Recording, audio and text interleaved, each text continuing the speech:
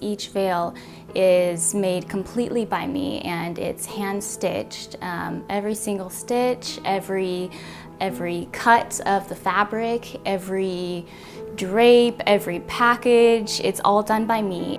I love lace, and so I love brides that love lace. So you really can get so many different styles just from lace. You also go with the fabrics like the tulle. Maybe you want a tulle that's a little bit more soft and flowy for a bride who's going for a little bit more of a minimalist feel. Also, the material kind of will speak to me. Sometimes I'll sketch out a design for a bride and I'll send it to her, and she can take a look and tell me what she's liking, what she's not liking, and we go from there.